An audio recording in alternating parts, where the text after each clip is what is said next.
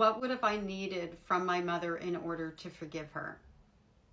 It was never about forgiveness. Ever, ever. The better question to ask is, what would have I needed in order to be able to have a relationship with her?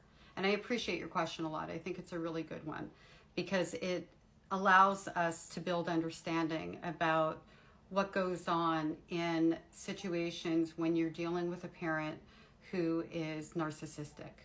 So I'm not talking about somebody who passes down trauma. I'm talking about somebody who intentionally abuses their child. There was a point in time after trying to get my mother to come to the table, to go to therapy, to take ownership of the things that she had done to me, where I realized and accepted that that was never going to happen.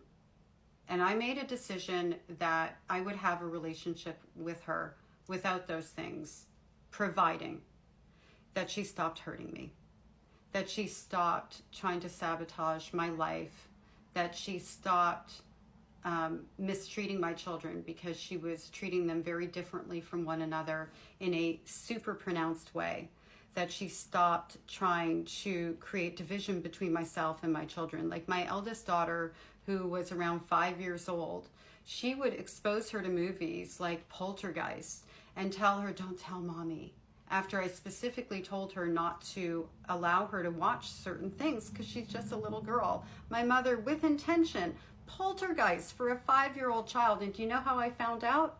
Because my 5-year-old woke up in the middle of the night from a nightmare, shocking, from Poltergeist. And when I asked her, what was going on, she told me that she couldn't tell me. So what would have I needed to be able to be in a relationship with my mother? I would have needed her to behave in a way that provided safety and built trust, that included mutual respect and support and transparency and love. How about love? Let's throw the love word in there. That's what I would have needed. And that's not something that she chose to do. She could choose better. She chose not to. Without the understanding that at some point in time, I would end up walking away. I didn't even know it would be no contact for 30 years. Because in order to have a good relationship with myself and my children, without living in fear of what she was going to do to me next, I had to walk away. That was the choice that I was left with.